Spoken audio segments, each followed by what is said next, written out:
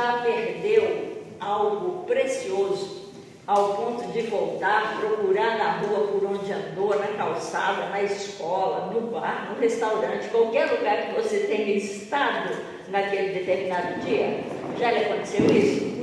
Muitas vezes, não é? Pois é. Já perdeu um emprego, uma oportunidade, o sentido de alguma coisa, a saúde, o tempo?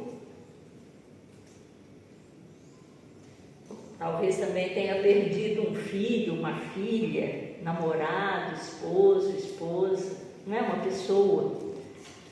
Perder é uma experiência comum e ainda assim perturbadora, não é? Traz tristeza, ansiedade, deslocamento e nos coloca num lugar repentino e desconhecido. Cada coisa que perdemos abre dentro de nós um vazio, um certo vazio.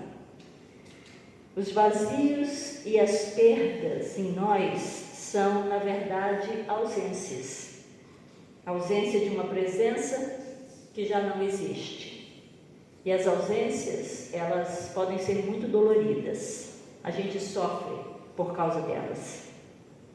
Mas a perspectiva que eu gostaria de convidar vocês a acolherem nesse momento é a seguinte: a ausência não é ausência só. Assim como a presença não é presença total. A ausência traz consigo uma presença. A perda traz consigo a possibilidade de encontro. Como? Quando nós perdemos algo ou alguém, abre-se um espaço, de algum modo, por onde vai transitar o vazio para o não vazio, por onde transita essa perspectiva de um vazio que se instala para um não vazio. Essa é uma dinâmica, é a dinâmica da vida. Nada permanece vazio ou cheio o tempo todo. Nenhum de nós consegue ser totalmente presente nem completamente ausente o tempo todo. O teólogo brasileiro Leonardo Boff diz que no universo, cada ser, cada coisa contém dois movimentos: o caos, que é ligado à desordem, e o cosmos, que é ligado à ordem e também à beleza. Estávamos falando disso ontem no grupo das mulheres. O caos nunca é absoluto e a ordem jamais é estável. Tudo está em processo permanente e aberto, em busca de equilíbrio dinâmico.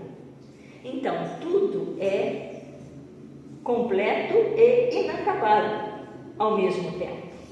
Assim sendo, eu vou dizer para o Leonardo, não há dois movimentos apenas, há muitos movimentos, não é? Há uma multiplicidade, uma infinidade de movimentos nas coisas, na vida, na gente. É assim também com relação à morte.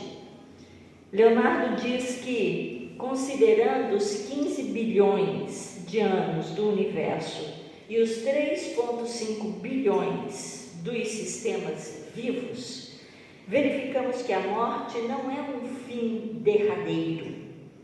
Ela representa um momento de transformação dentro de um processo maior, uma passagem para um estágio mais alto e mais complexo.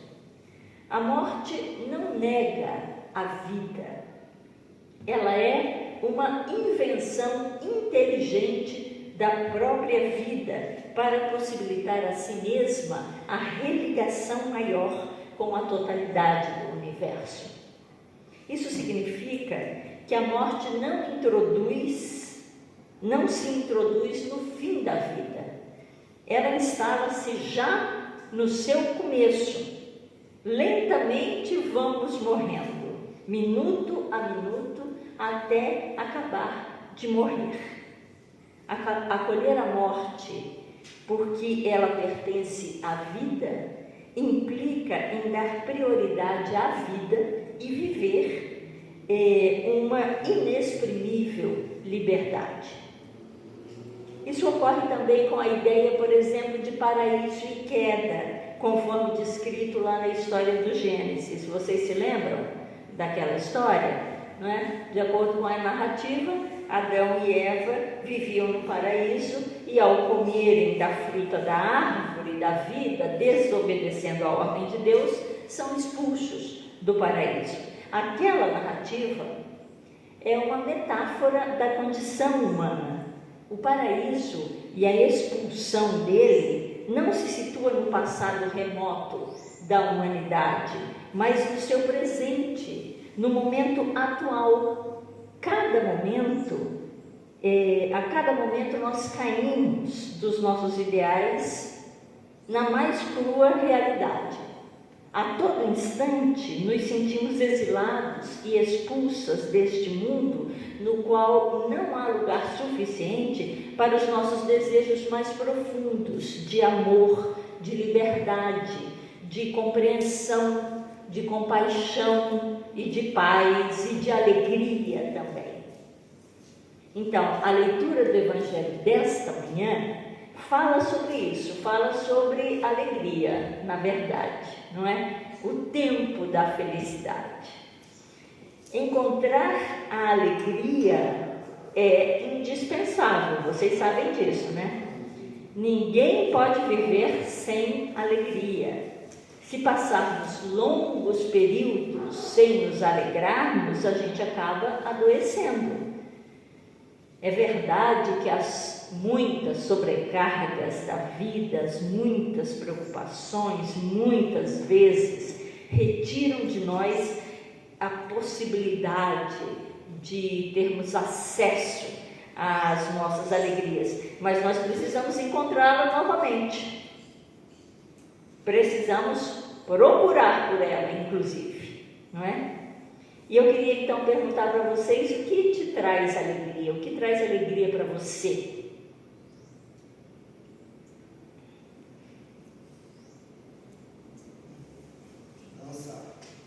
Dançar?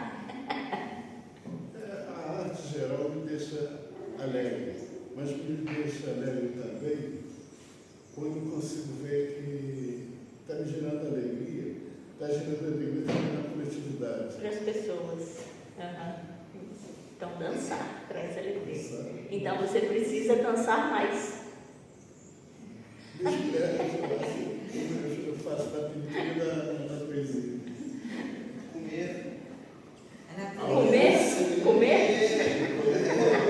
Comer, olha só, isso mesmo. Não pode comer mais muito não, tá? Porque senão engorda. Contato com a natureza. Contato com a natureza. Cantar. Pastora, sabe uma coisa que me deixou muito feliz essa semana, muito alegre? Tem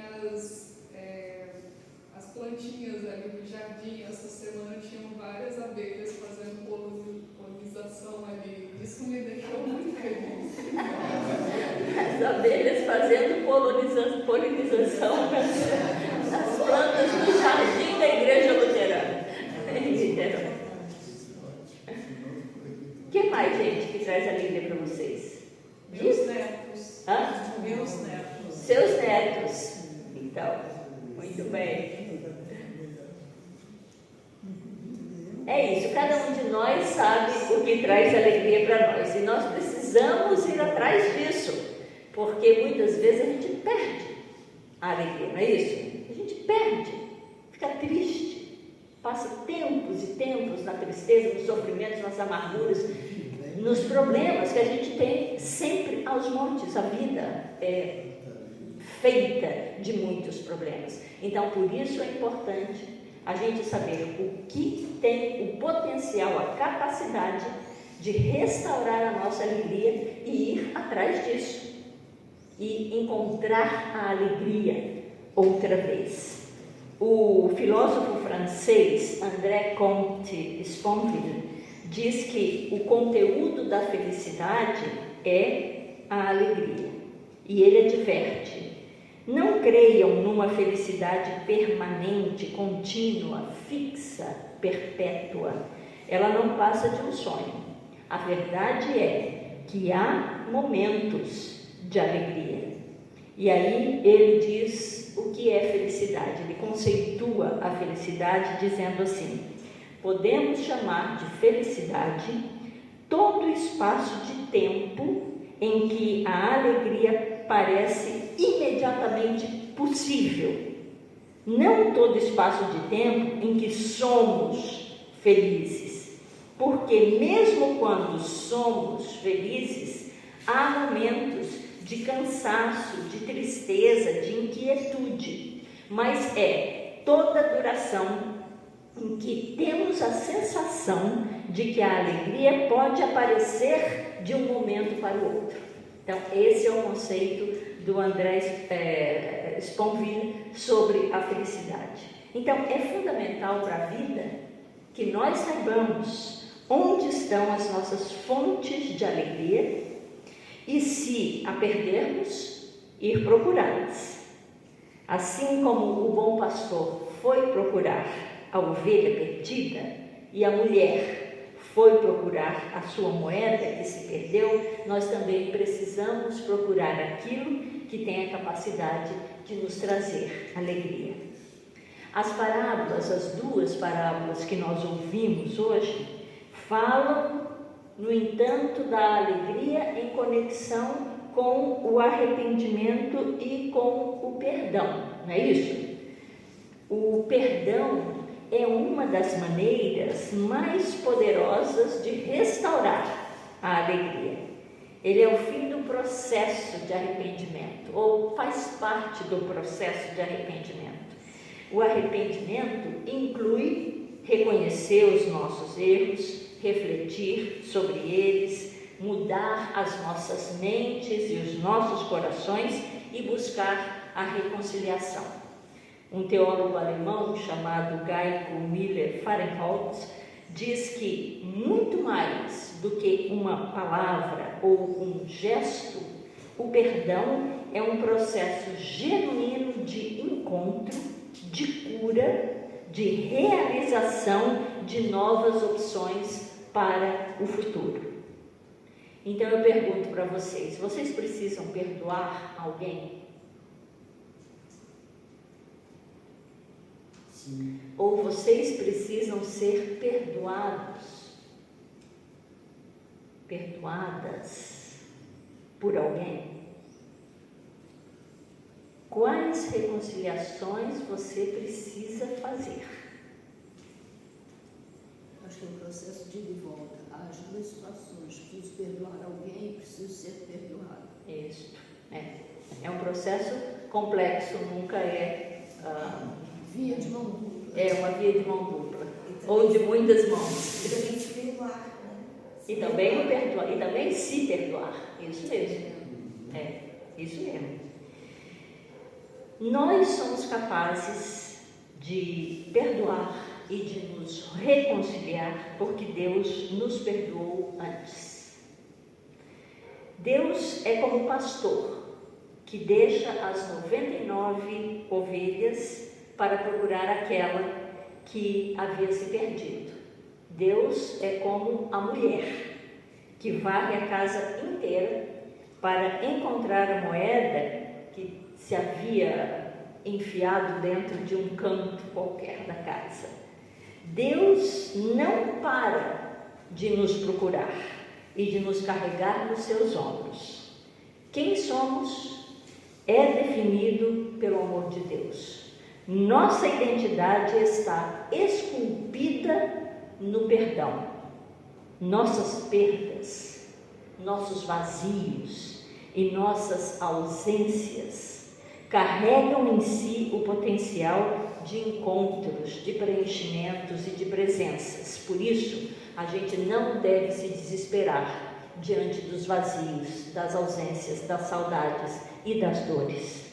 A nossa felicidade também vem da nossa capacidade de perdoar e de sermos gratos a Deus, à vida, às pessoas, aquela que continua buscando até sermos encontrados.